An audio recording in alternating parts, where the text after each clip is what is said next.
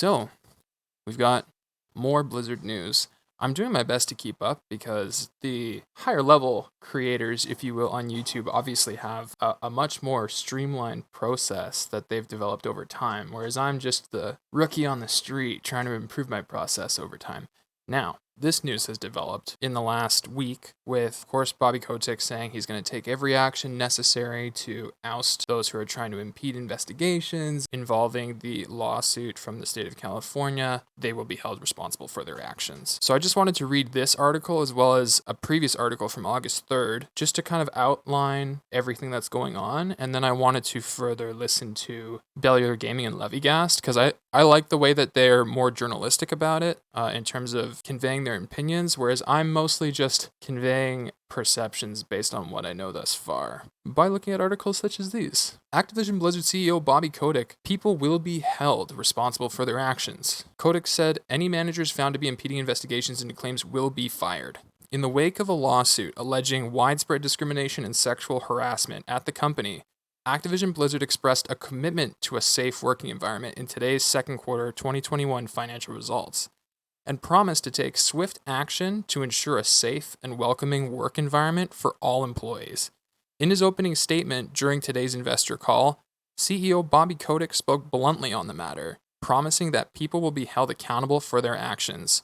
There is no place at our company where discrimination, harassment, or unequal treatment of any kind will be tolerated, Kotick said in his opening statement. Our work environment, everywhere we operate, will not permit discrimination, harassment, or unequal treatment. We will be the company that sets the example for this in our industry. Kotick referenced today's ouster of J. Allen Brack as the president of Blizzard, saying that he is confident new co-leaders Jen O'Neill and Mike Ibarra will ensure that Blizzard provides the welcoming, comfortable, and safe workplace that is essential to foster creativity and inspiration. He also committed to investigating all employee complaints and said that Activision Blizzard will be hiring new staff and resources to its compliance and employee relations teams. And he promised that Blizzard will not hesitate to fire people when necessary. People will be held accountable for their actions, Kotick said. That commitment means that we will not just terminate employees where appropriate, but we will also terminate any manager or leader found to have impeded the integrity of our processes for evaluating claims and imposing appropriate consequences. Activision Blizzard made similar commitments in its second quarter press release, noting that it has engaged a law firm to review its policies and procedures and promising more avenues for employees to speak about abuses.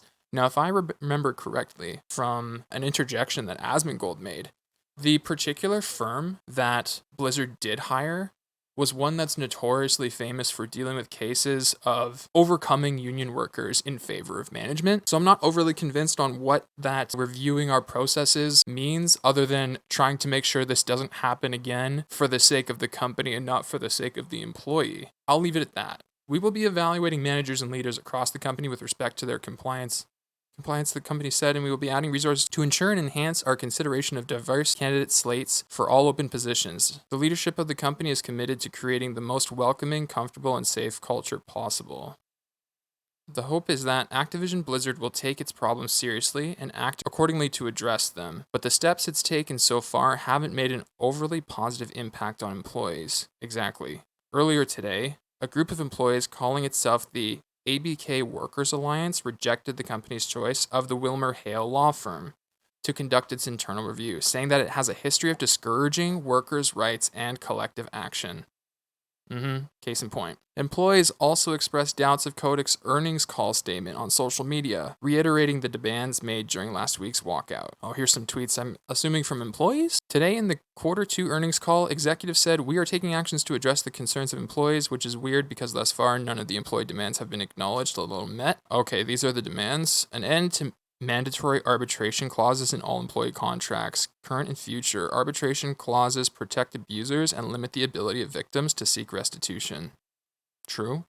The adoption of recruiting, interviewing, hiring, and promotion policies designed to improve representation among employees at all levels, agreed upon by employees in a company-wide diversity, equity, and inclusion organization. Current practices have led to women, in particular women of color and transgender women, non-binary people, and other marginalized groups that are vulnerable to gender discrimination, not being hired fairly for new roles when compared to men. Publication of data on relative compensation, including equity grants and profit sharing, promotion rates, and salary ranges for employees of all genders and ethnicities at the company. Current practices have led to aforementioned groups not being paid or promoted fairly. Empower a company-wide diversity, equity, and inclusion task force to hire a third party to audit ABK's reporting structure, HR department, and executive staff. It is imperative to identify how current systems have failed to prevent employee harassment and to propose new solutions to address these issues. Yeah, this is an non-negotiable demand. Diversity is incredibly important to create games that appeal to a wide audience. Okay. Lip service from Kodak regarding holding leadership accountable, but yet Fran, whistleblowers are bad, Townsend is still around. Ooh. While employees are clearly not mollified by management's reactions and are pushing hard for more, the results statement also makes it clear that shareholder reaction is a major driving force behind the company's reaction. If we experience prolonged periods of adverse publicity, significantly reduced productivity, or other negative consequences relating to this matter, our business likely would be adversely impacted, it says. We are carefully monitoring all aspects of our business for any such impacts. All right. And then, of course, earlier, we know that J. Allen Brack exits the company. When people go to make this walkout, there's a whole upheaval, and the face of Blizzard, as far as public perception, is like, I'm out. I can understand what kind of pressure he must be under personally.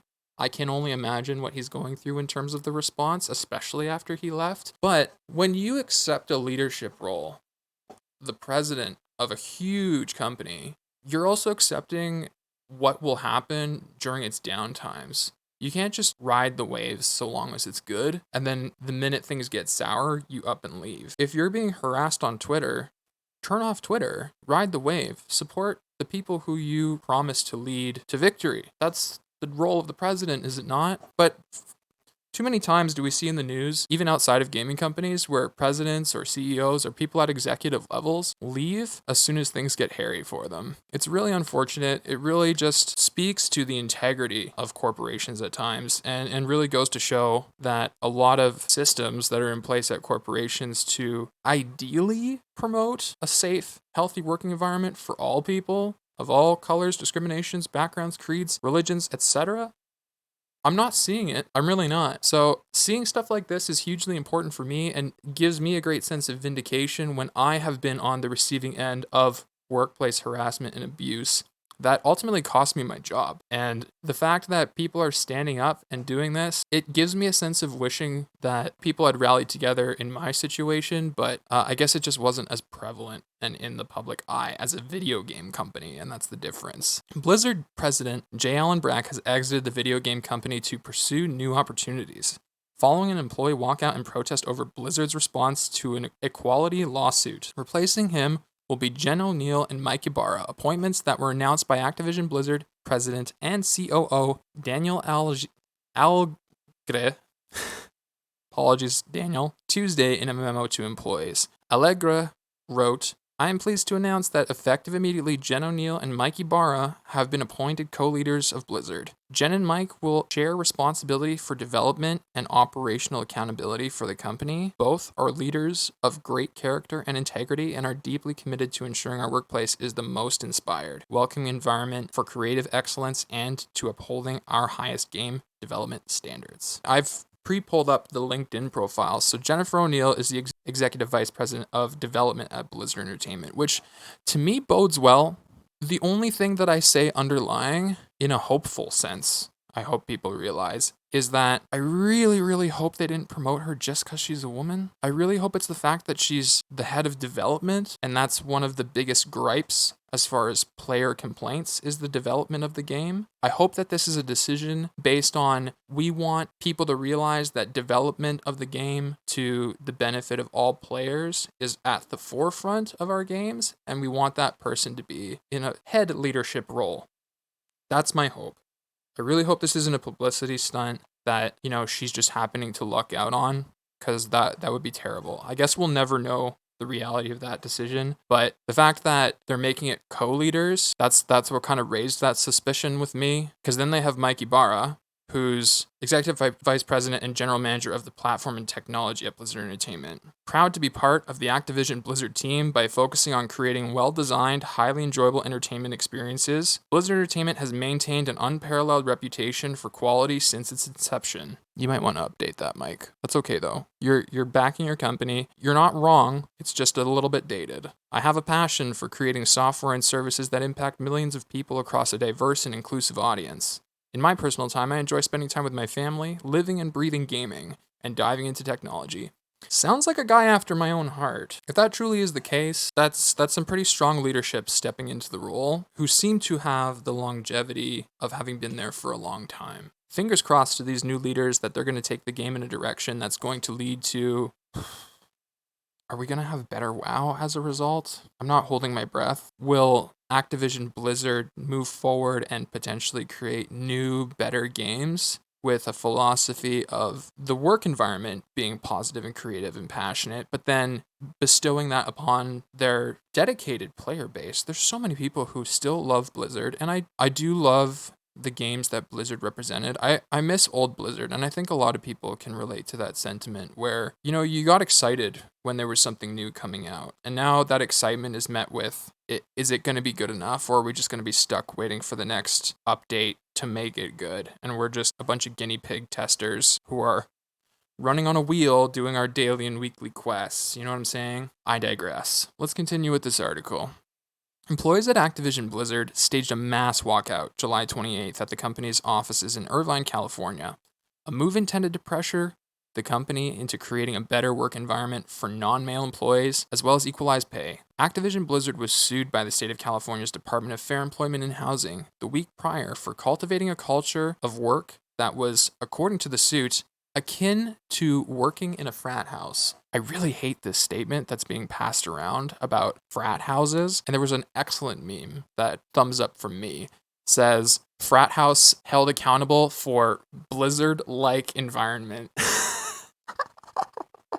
That's such a good meme, because people think of fraternities and they think of Blue Mountain State, all those shows where it's like, beer, that's not fraternities, man. It's really not. There are fraternities like that, but only schmelts and jocks join those. And real human beings join fraternities that have first of all, a positive philosophy about your approach to life, but also they encourage a lot of philanthropic endeavors. There's so many unrealistic stereotypes. Oh, I know. It's insane. I can't stand it. Alleged misconduct and gender discrimination at Activision are rampant, according to the lawsuit, including inappropriate commentary on female employees, bodies, rape jokes, and unwanted touching or groping at work. The Call of Duty and Overwatch publisher was accused of paying female employees less than their male counterparts for doing the exact same duties. Jesus Christ. The day before the walkout, Activision CEO Bobby Kotick called the company's response to the lawsuit tone deaf in a letter to employees and investors. It is imperative that we acknowledge all perspectives and experiences and respect the feelings of those who have been mistreated in any way. I am sorry that we did not provide the right empathy and understanding. Blizzard previously dismissed the claims and told NPR in a statement on July 22nd, the Department for Fair Employment and Housing includes distorted and, in many cases, false descriptions of Blizzard's past. The picture the Department for Fair Employment and Housing paints is not the Blizzard workplace of today. Allegra said in his Tuesday memo, "Many of us already know Mike and Jen and have experienced their leadership, their empathy, and their unwavering sense of accountability. Jen is an 18-year company veteran and the former head of Vicarious Vision Studio. As Executive Vice President of Development at Blizzard, she has been providing senior development leadership and support to the Diablo and Overwatch franchises." Not Overwatch. Oh no. Oh, she's head of development at Overwatch. That makes me very scared. Because whatever development decision-making is happening in Overwatch is what cost me to stop playing the game, because they only care about the high-end players who are part of Overwatch League, and they don't care about the average player of Overwatch. Oh my god. Oh my god. No! Alright, Jen, I'm gonna hold my breath for you, okay? I'm gonna hope that you just, come to learn what people in WoW want, and you'll empathize with that. I'm not saying everything players want is correct, but holy shit. Please don't make it into Overwatch. Please. Mike has been in the technology and gaming industries for over 20 years, including 7 years as a senior executive at Microsoft's Xbox division. I'm actually familiar with him when I was representing the Microsoft brand.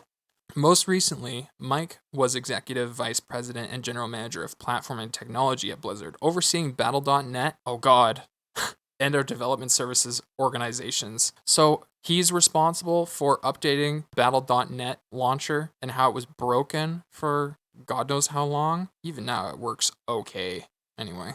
Ugh. He concluded, with their many years of industry experience and deep commitment to integrity and inclusivity, I am certain Jen and Mike will lead Blizzard with care, compassion, and dedication to excellence. With Jen and Mike assuming their new roles, JL Brack is leaving the company to pursue new opportunities. Right. Per Activision Blizzard's bio for Brack, Jay joined Blizzard in January 2006 and held multiple leadership roles prior to being named president in October 2018. The worst of times to become president. Feels bad, man. He served as executive producer for World of Warcraft, the #1 subscription-based MMORPG in the world, overseeing every aspect of development and operations for the game. Under Jay's direction, World of Warcraft has captivated millions of players worldwide and received a steady stream of substantial content updates, including multiple expansions that rank among the fastest-selling PC games of all time. True and real. I have so much hope, but I also have so much worry. I don't know how to manage that other than to say I have hope. Needless to say, I'm also voting with my dollar and not continuing with any Blizzard products until I see significant change, which I can only perceive through media, unfortunately. But I'll leave it to the community to let me know when that happens, because as of right now, the unequal treatment, there are a lot of arguments you can make for the unequal pay thing. When it speaks to, when you're sitting in the interview room and you want to negotiate for a higher salary off the bat, I understand that there's a stereotype that men push harder or negotiate harder. I'm not sure how much merit there is to that argument. I would say more so the argument is there's often people in a hiring position who discriminate against women because of the opportunity that they might become pregnant and need maternity leave and things of that nature. And the potential, this stereotype exists, so it's probably in the back of every woman's mind whenever they're interviewing for any job, is the fact that if they can get the job, they're happy. They don't want to try and push the envelope and ask for more and cost themselves the opportunity. So it's not really fair that they don't really get to advocate for themselves. And I think because those stereotypes exist and because that's generally what happens in hiring situations, maybe that's just the way you need to do things, is have things more transparent so that we're hiring you for this role and this is what we pay for that role. And then everyone gets paid the same. Is that how it should be? Well, you can make arguments that some people have greater negotiating abilities and therefore should be able to justify earning more because they, again, advocate more for themselves. But I think that's an extremely difficult skill to have.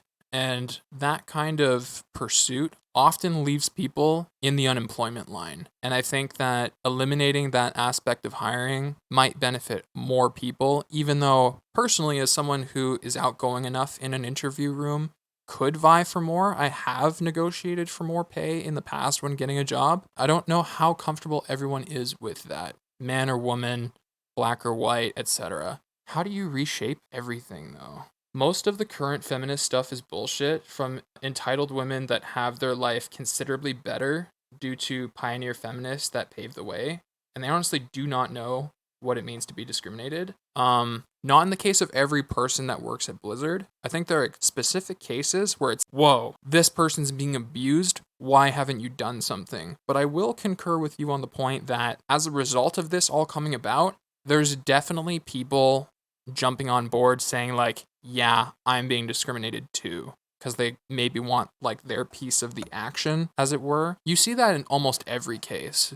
You want to talk about the whole Bill Cosby thing that came about. Well, think about the Bill Cosby allegations. Are there people who were legitimately sexually assaulted, abused, raped by Bill Cosby? As far as I'm concerned, yeah. Are other people going to see this happen in the public limelight and think, I'm going to try and spin my story and see if I can get damages rewarded to me? Yeah, unfortunately, there's some slime balls out there not all of them are necessarily slime balls. Maybe some of them are just ignorant of what constitutes, as far as the law is concerned, to be discrimination, etc. Honestly, it's just America, in my opinion, with this sense of there's a problem, let's sue about it. Sue first, questions later. That's how it feels sometimes as an outsider, because I'm a Canadian. I don't really know what the landscape is like, but you just hear about lawsuits for even the smallest things. It's of no surprise to me. Women's International Day was made to remember feminist activists that were burned alive for protesting in the late 19th century. Maternity leave is a difficult topic, for sure, specifically if you consider extreme examples of it, yes. Yeah, there's extreme examples that, of course, need to be dealt with. There's less severe examples of discrimination and harassment and abuse that need to be dealt with. There is always going to be people who aren't necessarily victims who will try to paint themselves as such. Oh, you're Brazilian. Here, there is forced paid maternity leave by the company. Oh, so they say you're pregnant, we're going to pay for you to go take some time off? Wow. A friend of mine had his small company go bankrupt because of maternity leave. See, that's the two sides of it. You have to think about it as a businessman, but you also have to be human about it and say, this person wants to have a life. Should we deny them living their life and employing them because the business might suffer from their leave? That's really tough. A 3-employee business and the law mandated at least 90 days of maternity leave. Wow. That's a lot of time. If you're 3 employees and you're knocked down to 2 for 90 days, that's pretty rough. That's a lot of slack that you need to pick up, especially if the roles are significantly different. The woman can ask for an additional 30 days up to 3 times due to health complications with the newborn, which is entirely possible. So you could potentially go 6 months down an employee that you're paying for. That's brutal. Yeah, that's the thing is, if I do take the entrepreneurial route and I do want to get into my own business, I'm really not all that eager to have employees as much as I am to have contracted partners, so that any relationships that I have with people of similar skill or who are satisfying a need for me as part of an overall job, the relationship is finite so that I can decide, I loved working with this person, I definitely want to contract them again, or this guy was brutal, no thanks. But obviously, it's a different industry when you talk about development and things like that. This must have been a totally small business. And the problem is when people take advantage of it. My friend had a woman that got pregnant 4 times in 5 years. Yeah, so that's the thing, is that you might encounter people who, in my opinion, are probably mentally ill to some degree. And when they find a way to exploit such an employment law like that, they might just make a living out of, pumping out children to exploit this law. The woman that got pregnant 4 times in 5 years, taking over 2 years of maternity leave. When you're just trying to figure out your life and you need to put food on the table, I guess that's your desperate solution. But it's not right. And it would be nice if there was some sort of oversight as far as the proof of complications of children and stuff like that, but it doesn't change the fact that potentially someone could just keep having children and keep taking maternity leave. I don't like to believe that people who need maternity leave are doing it because they just want to get paid for being at home. I don't believe that, but there are a select few people who probably do that. And in the case that you're referring to, it certainly looks that way. In any case, let's circle back, because as much as we can rant and rave about the inequality of employment, neither of us are in a position to make a change. And I'm not sure if I would want to be in charge of that change, because, boy, what a topic where nobody's going to come out happy. Not necessarily nobody's going to come out happy, but there's always going to be somebody upset about it, is what I mean.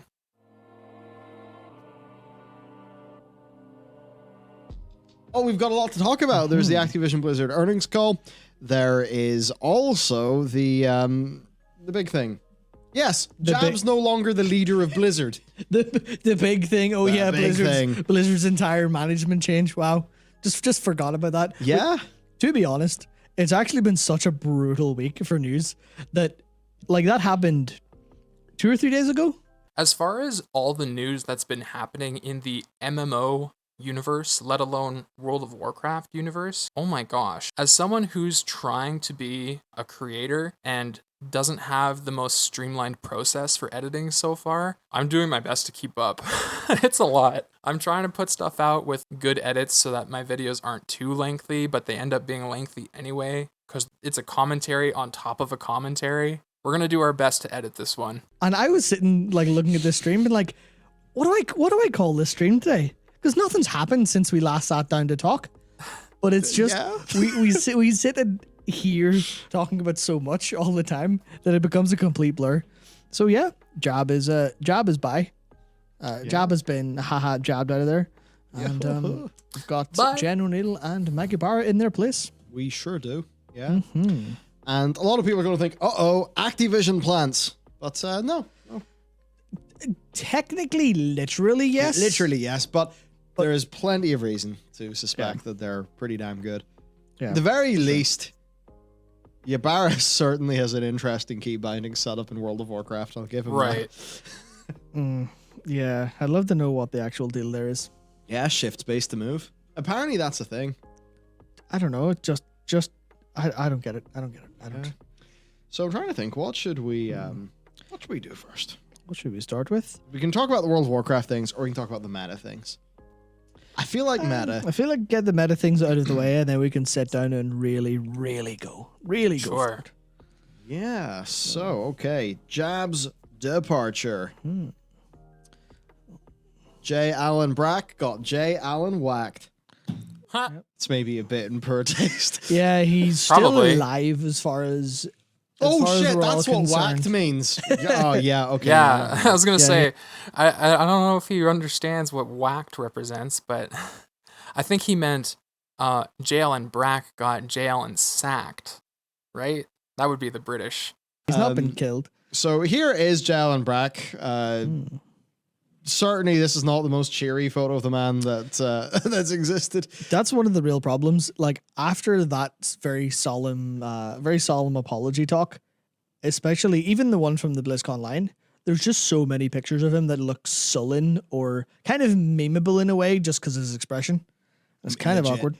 That he has had a totally fucked tenure. Being a president in October 2018, that's why I said, what a terrible time to become president.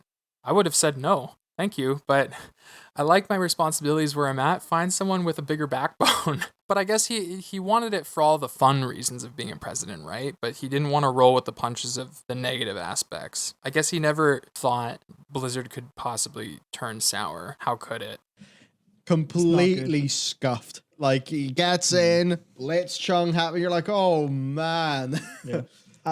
J. Allen sacked. That one works. J. Allen sacked. There we go. I mean, the official line is he left to pursue new opportunities. Oh, aye, yeah. But if you read between the official lines, if you read their earnings call, where they say that the new leaders of Blizzard are a part of the change they're making, it's like it's pretty obvious he's not just Wentz for a new job. And they're saying, oh, he resigned to pursue other opportunities. But what they do, especially in large corporations, especially with very executive roles, the president of the company, they're not going to fire you. They're going to say, listen, we've reached the end of our path together. We would like to respectfully ask you to resign, or we're unfortunately going to have to terminate you. Yeah, I'll resign, thanks, so that I don't look like an ass. Yeah. So to read through this, right, to all members of the Blizz community, we want to let you... He kind of looks like an ass anyway. Feels bad. Sorry, Jay. It's just bad optics, man. But I hate that they probably forced your hand to do that, but... You know about important leadership change. Starting today, J. Allen Brack will be stepping down as the leader of the... I'm just going to grab this so I can read it off my screen instead there. Stepping down as the leader of the studio. Jen O'Neill and Mike Ybarra are going to be co-leading Blizzard going forward. Now, I don't actually know if Jen and Mike have had, their titles increase. I think they're now the ones who are, the leaders, but we went from co-founder, CEO of Blizzard, Jab, president of Blizzard, now co-leaders of Blizzard. Yeah, I mean, chain of command-wise, there is more Activision control here. And I think for that, there will be pros and there also will be cons, but we'll get into that. So this talks a bit about Jen and Mike, who are, look, this is new people. We don't know them, but these are the new leaders of Blizzard. So we do need to know what the crack is with these people and understand them a bit. And thankfully, me and Matt's research, the more we have read up on these people, understood them, the more we actually think they're probably pretty solid. I think they are. Based on what we saw we saw the articles that kind of outlaid what they said in the quarterly calls, but even just looking at their LinkedIn profiles, I think Mike is highly skilled and passionate about gaming. It'll be interesting to see how that translates into the products that he's overseeing. Jen, I'm worried about only because of the game Overwatch that she has supposedly had a great deal of oversight on as far as the development, because, oh boy.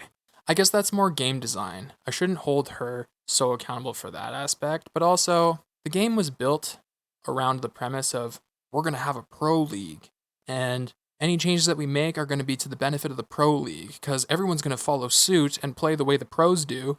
No, they're not. Shit game. To be leading Blizzard, actually. Definitely, I think that it seems to be Diablo and Overwatch will get the love first.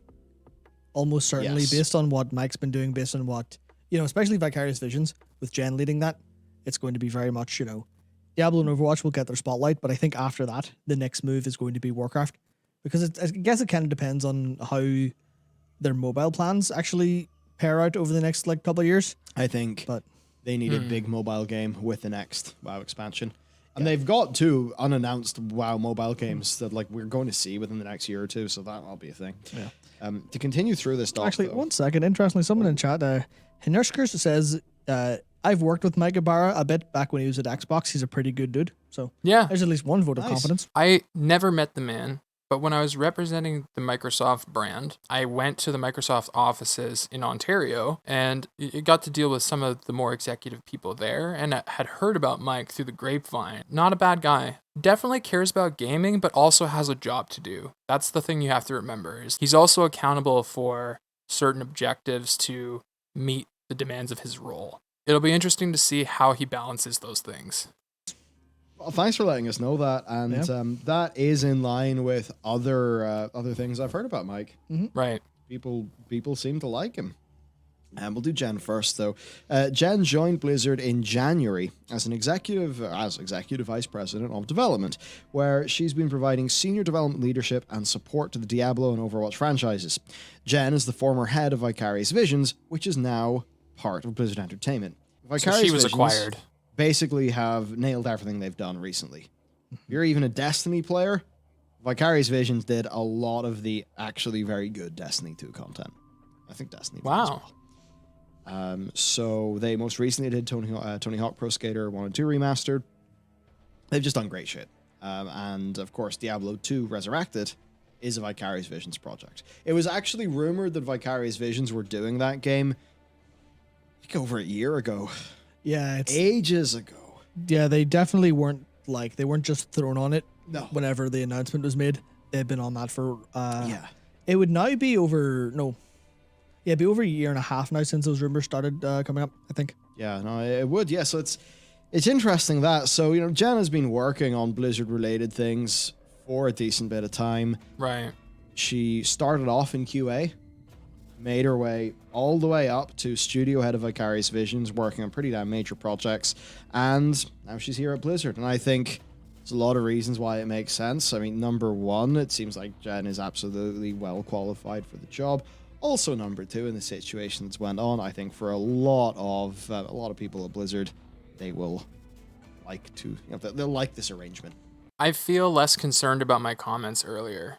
I was so worried that they were just putting a woman to represent female Blizzard community in a leadership role, but it seems more now that she's highly qualified and has led a lot of projects to great success. I have my own personal gripes with Overwatch, but I'm going to assume that a lot of the decisions about how the game should be played weren't entirely up to her. I'm just not a fan of Overwatch because it's so clearly designed to be played a certain way, and they don't make any effort to educate the player. They just let them have the freedom to do what they want, which is fine. I'm not saying you should just indoctrinate players into your way of playing. But there is a competitive spirit involved, and when you created this competitive mode, it immediately went to trash. Ugh. this whole thing of, well, what has it been? Women feeling not listened to at the company. Well, of course. now when they look to their leadership, I think they might be able to feel a bit better in that. Right. So that's stuff with Jen.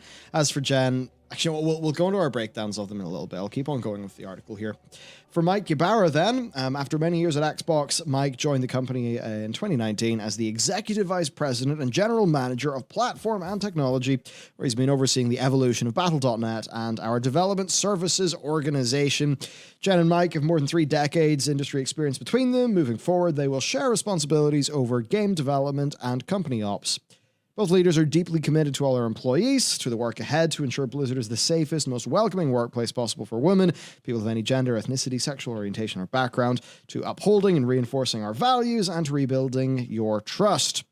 With many years of industry experience and a deep commitment to integrity and inclusivity, Jen and Mike will lead Blizzard with care, compassion, and a dedication to excellence. You'll hear more from them soon. And that's the thing, is I just don't trust Blizzard anymore. And this is a good decision to help start reinstating that trust, but it's going to take more than just reappointments. It's going to take actions. The following is a message from J. Allen Brack. And, to me, when I read this, I thought, oh, that seems really stilted. So, I mean, I don't know what's going on inside the head of Jab right now. I've heard from people that, Blizzard stuff did get better under Jab's tenure. I just don't know, did they find that he knew shit and that's why he's away?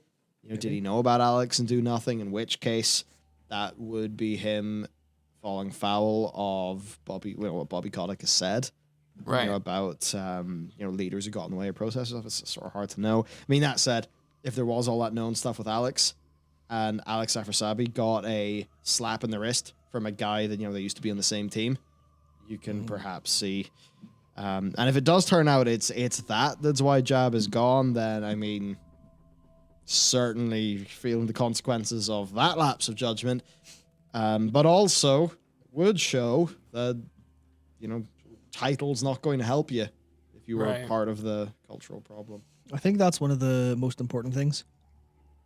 That's what Bobby Kotick said outright in the earnings call, which was straight up just right. Anyone who's been found to impede our processes, their head will roll. That's more or less what he said, and I feel like that's definitely what they need, because if the problem arose from executives being protected, or not even just executives, from, all of these people being protected, all of the old blood being protected, if, Jab could have been a sacrificial lamb more than anything else. Could have been a display of power of just, we are not fucking around here. We will take you down. We've just thrown your leader out the door. No one is safe. Which I think is, if it comes to inspiring a culture of fear to make sure everyone gets their job done correctly, maybe not the good move. Right. But if it's a culture of fear to make sure no one does anything as heinous as that, maybe necessary, if not ideal. Right. So Jabs. That's the thing. Using all this harassment and abuse to compel people to work harder just made the product worse. There's no question about that. People are afraid that they're going to lose their jobs from managers who are either sexist or abusive and harassing people. And now, if we catch any of you doing anything like that, manager or not, bye, you're gone, because it's a game company. This is what the environment should be. It should be unlike the standard service organizations that we see. It should be different. Jab's parting statement from the company. I am confident that Jan O'Neill and Mike Ybarra will provide the leadership Blizzard needs to realize its full potential and accelerate the pace of change. I anticipate they will do so with passion and enthusiasm, and that they can be trusted to lead with the highest levels of integrity and commitment to the components of our culture that make Blizzard so special.